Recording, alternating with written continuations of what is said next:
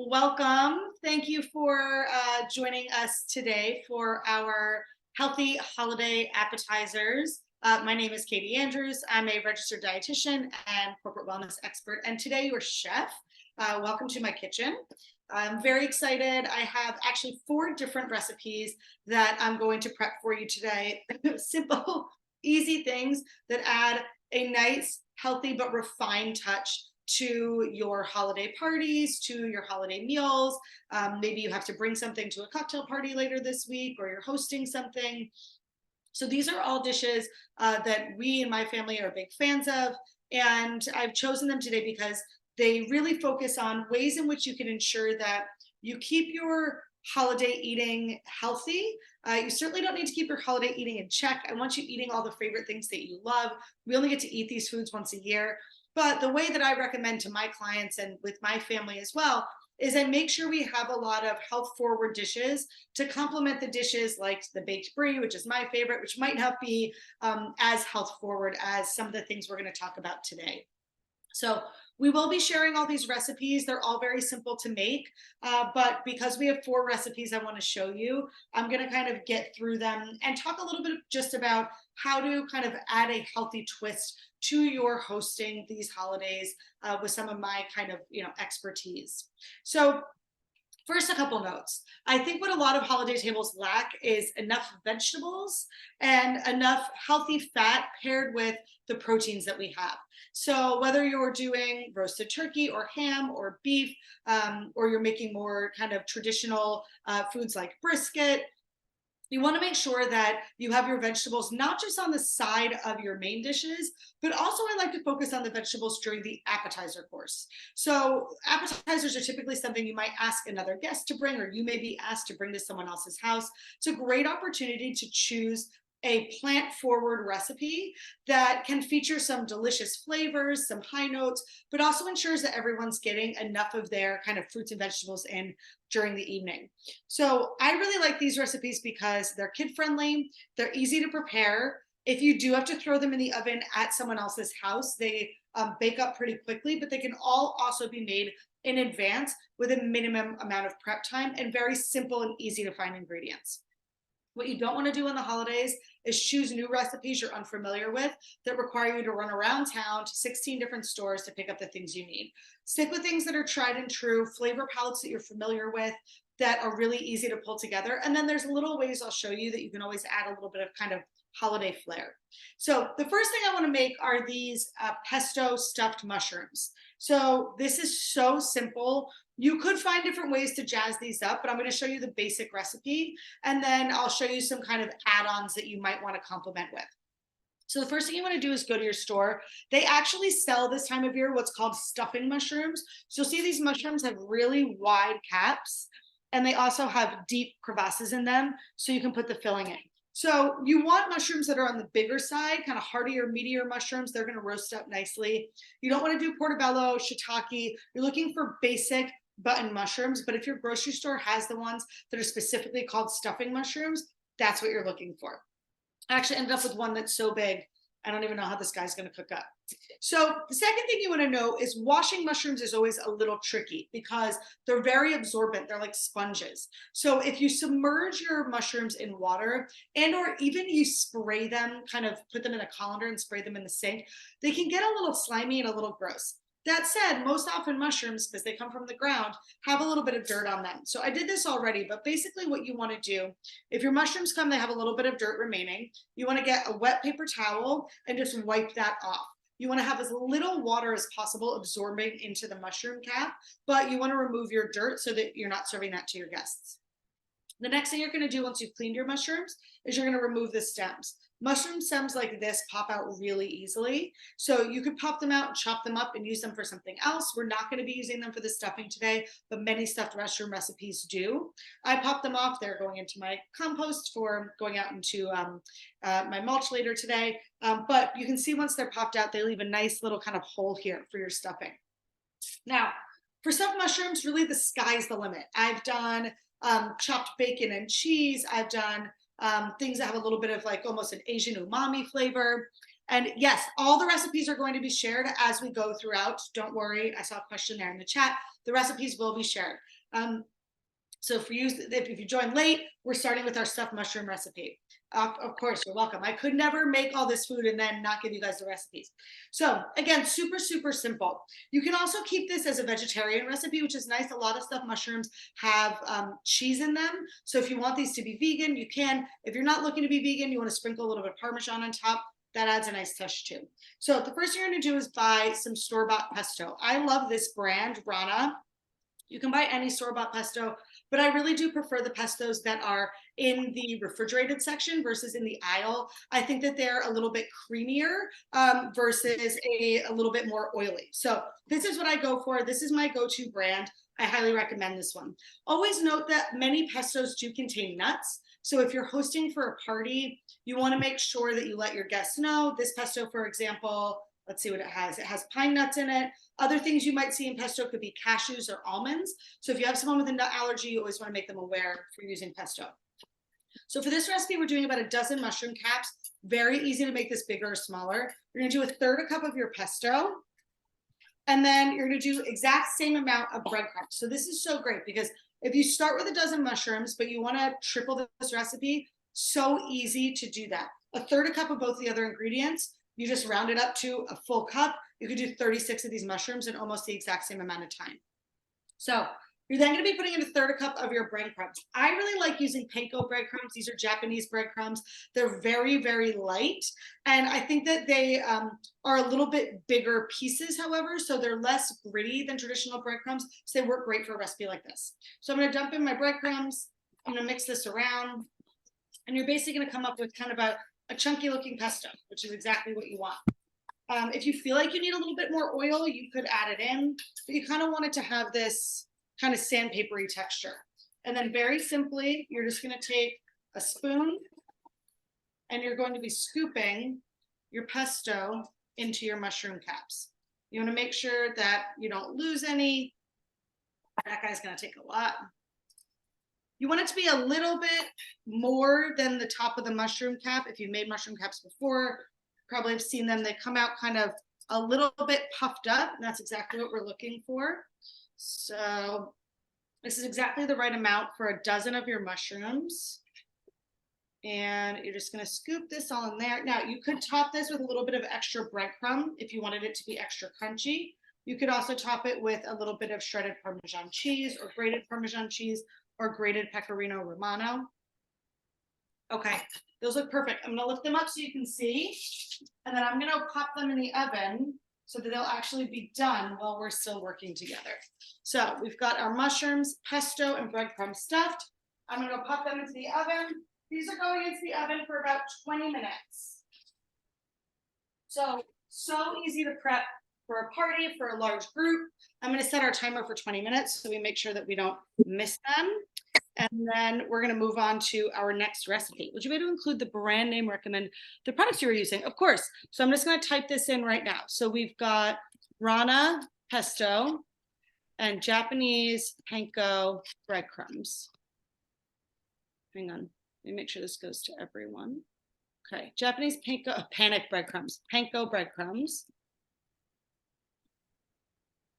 And Rana pesto. Check in the refrigerated section for the Rana pesto. Temperature is going in at 350 degrees, 20 minutes, okay?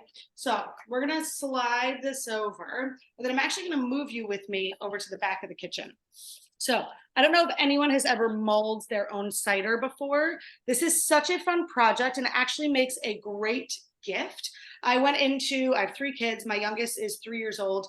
I went into her classroom at the beginning of last week and I made these with a group of 3 and 6-year-olds. So if 3, 4, 5, 6-year-olds can do these, you 100% can do these. And they're so beautiful and sweet for the holidays. So what you want to do is order these sachets. You can get these, they're just called cider sachets. You can get these on Amazon. They're basically very thin, almost like tea bags. And they have a little tie at the top where you can tie them off. So mulling cider is basically adding, you'll see if you've looked at the recipe, adding some additional flavor into traditional apple cider. So I have traditional apple cider here. You can buy whatever brand you find. I live in Connecticut, so Rogers Orchards is local to me and I like them the best, so that's what I buy. You normally, if I was doing this for a big group for a party, what I would do is I would buy 2 of these or 1 full gallon of cider, and then I would heat it on my stove, and then I would put it in my slow cooker so it makes the room smell amazing when people come. Kids can enjoy it, adults can enjoy it with a little something extra added if they want. But what I'm going to do for today is just make kind of a sample of this. I'm going to do about half of the cider. But again, making this for a big group, I would do 2 of these, so you have a full gallon. Now, the thing with mulling is the longer you mull something, the more flavor you're going to infuse. So there's a couple different ways to do this. The easy peasy way is to ignore me completely and go to your store and see if you can't buy something that looks like this. This is just a mulling spice packet. So this contains all the other ingredients I'm about to show you: star anise, whole clove, whole allspice, a little bit of dried orange peel, and some cracked cinnamon. So when you're looking for a shortcut, you pour this directly into your sachet, and then you put your whole sachet into your cider, and you let it simmer. I'll talk about how to cook it in a second. But since we're not doing shortcuts today, we're going to do the real thing. I'm going to show you how to make these from scratch because they really are so simple, and you can set up a little assembly line and make a bunch of them and give them away as holiday gifts, which is what I do. So we have our spices over here. So we're using a few different spices here. I like to put a little bit of black peppercorn in mine. You don't have to, this is optional, but if you're going to do the black peppercorn, you don't want to do too much because obviously it's going to be a little spicy. So you can use your fingers if you're doing this at home. You can use a spoon if you're with a group. Put a little bit of black peppercorn into your sachet. The next thing I'm going to put in are some cloves. So cloves have a lovely warm smell. I love, these are my favorite scents, these fall winter scents. So I'm going to put in a little scoop of cloves, about twice what I put in for the peppercorn. Now you'll see your recipe tells you can do this a lot of different ways. This is one of those recipes where you don't have to be perfect with this. Put in the things that you enjoy and the things that you can find. I found all these at my local grocery store, but when I was looking for big amounts of these to do for the group that I worked with, I did order some of them on Amazon. I also went to an Indian grocery store called Patel Brothers near me that had an amazing selection of spices. I was blown away. So, and much better prices. So if you're buying a lot, I would look for a bulk or wholesale seller. So the next thing we're going to put in is our star anise. This has almost a black licorice type of smell to it, and it's really beautiful if you've never seen it before.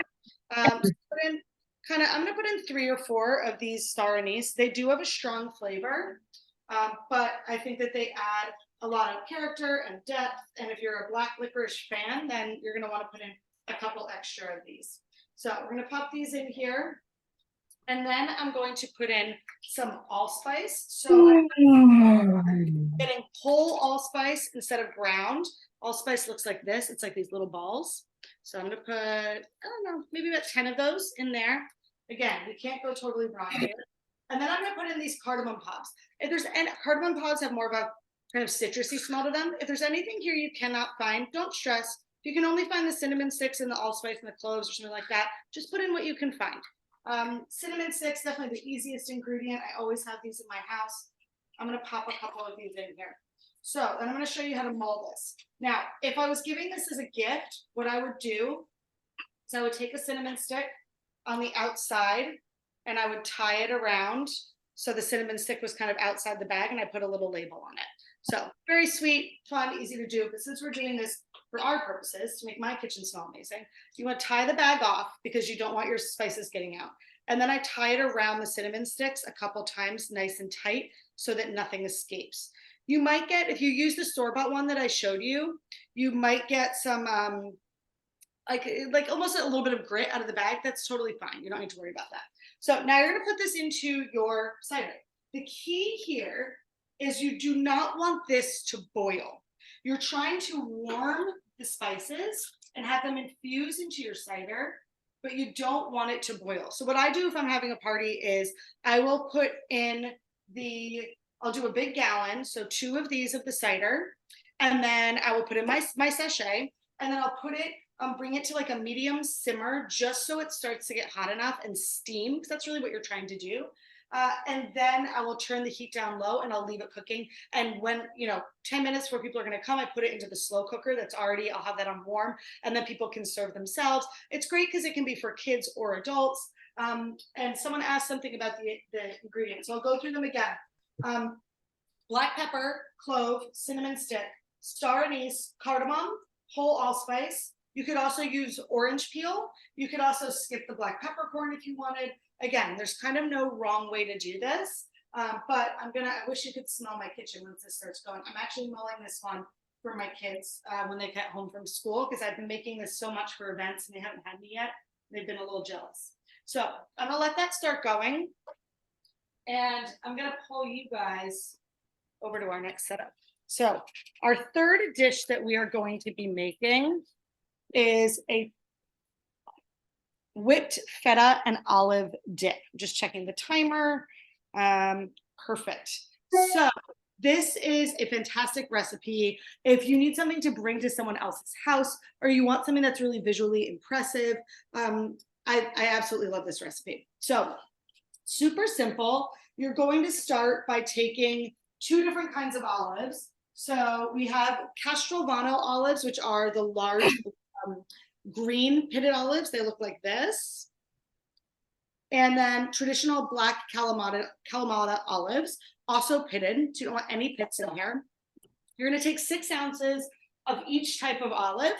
You're going to take 3 shallots, slice them up, put the shallots on top of the olives in a baking dish like this. You're going to put some olive oil. You're going to put 2 teaspoons of oregano and 2 teaspoons of thyme. And then you're going to pop this into the oven at 400 degrees for about 25 minutes. So these olives have already been roasted. They smell amazing. I love this recipe because olives are such a fantastic source of healthy fat. And, oftentimes the appetizers at holiday parties have a lot of saturated fat. We get a lot of cheese, a lot of sweets. So this is, obviously there's cheese in here with the feta. This is actually a really fantastically healthy recipe. So you're going to roast off your olives and shallots. So you can pop that in the oven, and then they can sit and come to room temperature. So if you're doing this for a party, this is something you can do in advance. The next thing you're going to do is you're going to make your dip. So you can use a traditional food processor. I'm using my Beast blender because I know it can handle it. I'm going to apologize for the noise. I pre-blended it a little bit so it wasn't too loud for you guys, but I also wanted you to see it blend all the way until whipped. The ingredients we're putting in here, we've got, excuse me, 8 ounces of traditional regular cream cheese, 8 ounces of feta. I do recommend buying a high quality feta, a Greek brand feta versus like a boar's head feta. Buy something that, you can look at the where it's from to get a real, true, traditionally Greek feta. I chopped mine up into pieces before I put it in the blender just to make it easier so it will blend more efficiently and effectively. Then you're going to put in anywhere from 2 to 5 garlic cloves. It's really based on personal preference, how garlicky you like things to be. Then you're going to put in a tablespoon of honey. Honey, very traditionally found in many Mediterranean recipes. I go through a lot of honey in my cooking, using a lot of the Asian recipes I make as well. Then you're going to put in 2 tablespoons of your olive oil. You're going to put in 1/3 cup of traditional sour cream. You're going to put in 2 tablespoons of milk, and then a couple grinds each of your salt and pepper. Finally, you're going to do half a lemon squeezed in, just the juice, and then you're going to blend this up. So like I said, I pre-blended this a little bit, but this is very easy. So all these ingredients, because of the milk and the lemon juice, it really helps all of the cream cheese and the feta blend well together. But I do recommend, let that go for a second. Okay, I'm gonna check the consistency. I do recommend letting your cream cheese soften a little bit at room temperature before you make this. Anytime you deal with cream cheese, that's kind of, traditionally what you want to do. So this consistency is beautiful. It's exactly what we're hoping for. So what you're going to do with this recipe is you're going to take your dip and you're going to spread it. I'm just going to give you guys a little bit of a better angle here. You're going to spread it onto a plate, and then you top it with the olives. And I'm going to show you how I serve this. So this is a beautiful, the consistency of this is really just perfect. You don't want to over blend it. So I'm going to show you how I plate this, just so you guys know, but you could do it however you want. You could do it in a bowl, but you're not putting the dip on top of the olives. That's key. So I like to get a nice selection of this dip so it's very easy for people to kind of scoop it up. So you kind of want to spread it to the sides of the plate. And then take your olives. Just gonna grab a spoon here. And you're going to, so this is all roasted with the shallot, with the herbs and olive oil. I like to kind of take the olives and sprinkle them around the perimeter of the plate. That way, what people can do, move over so you can see, is they can scoop inward and they'll get the olives as well as the dip. It also just looks so, so pretty. So impressive. If you're taking this to someone's house, if you're having guests at your house, you could do 2 different spreads. If you're having a big party, sometimes it's nice to double up on your dishes so they can appear in 2 different rooms or on 2 different tables. And then if you wanted, you could do a little lemon slice in the middle here. I'm just going to put like 3 or 4 olives right in the middle, then I'll show you guys. Perfect. Then what I would do is I would do some crackers or toast points on a separate plate. Let's see how that looks. So this is your whipped feta and roasted olive dip. I have to tell you guys, this really smells amazing. And I just know this is probably going to be either going to a friend's house tonight or my lunch for today. And it's going to be absolutely delicious. So I'm going to slide this out. If you have any questions about the dip, feel free to put them into the chat. This would also look really nice garnished with some fresh oregano or some fresh thyme or a couple lemon slices. So I'm going to slide this over here and I'm going to slide in our last recipe. And this is a fun one, especially if you have kids that really like to help in the kitchen that might want to do some of your holiday dishes. Bring it down a little bit more. Hold on, I'm going to check my cider too, make sure. Okay. It's not bubbly yet, so that's good. But my sachet is in there. Okay, so this last dish is, you can call it caprese wreath, you could call it caprese Santas. What was the time for roasting and the temp? Oh, sure. So it's 400 degrees, 25 minutes. So our last little setup here, actually made these. We had a Santa run at our house this past weekend and I made these. And they were super cute. Everyone loved them. They're really easy. So these are called a caprese wreath. You can call it caprese Santas, caprese snowmen, whatever you like. Basically what you're going to do is you're going to get some toothpicks. Now, I know sometimes people display these or people make these on websites or blogs and they make them really long, which can look beautiful for the display. But you've got to remember, every time you're making a food at a party, someone's going to have to pick that food up and put it in their mouth. And nobody wants to put a giant stick in their mouth, right? So I actually like to keep my toothpicks a little smaller.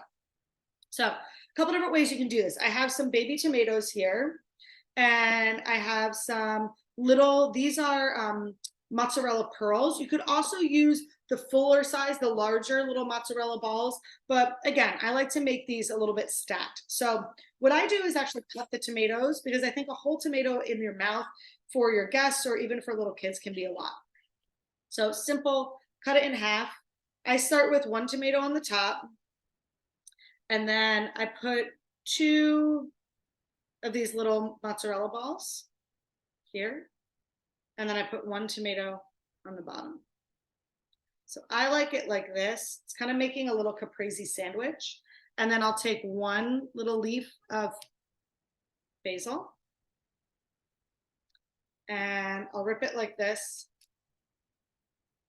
And it makes kind of a little hat for the top, which is just, it's very cute. So you end up with these little caprese Santas, caprese snowmen, caprese wreath. So what you want to do is you make these and you line them up. I'll make one more so you can start to see. You line them up on a plate like this. And then you make them with your little dip, which I'll tell you what to use for that in a second. You put your little dip in the center and it creates this really fun, cool little wreath. You know, this is an easy job. I could give this to my 6- and 9-year-old to do these. Actually, for the party that we had on Saturday, my 3-year-old prepped these. She had some assistance, but you can see how simple it is. So cute, so simple, so festive. So you're gonna put these around your little bowl like this, so you can see. And then in the center, you have a couple options. So you could either, because you already have it, put some of your pesto in here, and people can dip their little caprese Santas or snowmen into the, the pesto. If you like something a little sweeter, I recommend getting some traditional balsamic vinegar, and you put that in your bowl as a dip. If you like something even sweeter than that, then I recommend picking up a balsamic vinegar glaze. And you can either put the glaze into the bowl, or you could remove the bowl completely, put a little sprig of basil in the center of your plate, and drizzle all of the little snowmen with the balsamic glaze. So that's your kind of 3 options there. So these super cute, super fun, super easy. Lots of ways to customize these. You could do a little block of feta if you didn't want to use mozzarella. You could do even a square of cheddar, but I think it's the combination of the green, white, and red that make them especially festive. So I'm going to go grab our mushroom wraps out of the oven because they're ready. And then I'm happy to take any other questions you guys might have in the chat. Where am I? Let me grab these out. We can see how they came out fully finished. They smell amazing. Definitely going to be eating well for lunch today. So this is perfect. They're just a little browned on the top, which is exactly what we wanted. You don't want them to be kind of overcooked. These, because the mushrooms will start to get a little too soggy. These are definitely something that are, this is a bigger bite. So I would definitely let these cool when you bring them out of the oven. I wouldn't serve them to your guests right away because you don't want anyone burning their mouth. But I would say take them out, let them cool maybe 7-8 minutes, and then you can put them out on a nice little display table, a nice little plate onto your holiday appetizer table. So I'm going to move these over here. All right, perfect. My cider had just started to bubble. So what I'm going to do is I'm going to turn this down. So you can actually, I don't know if you guys can see this, but there's so much steam coming off this. This is exactly what you want. You just don't want it boiling. The smell is already amazing. So we have just a minute left. If you have any additional questions that you'd like to put into the chat, I'd be happy to take them. You're welcome. Thank you guys so much for joining. So I hope you enjoyed this. I hope it gave you some good ideas for your holiday tables. These are all such easy, quick, you saw, brought together in 30 minutes or less, outside of your roasting time for the olives. So super simple and fun and festive. I hope that one of them will adorn your holiday tables, or you'll consider the sachets as some holiday gifts. And I hope you have a wonderful holiday season and a happy new year.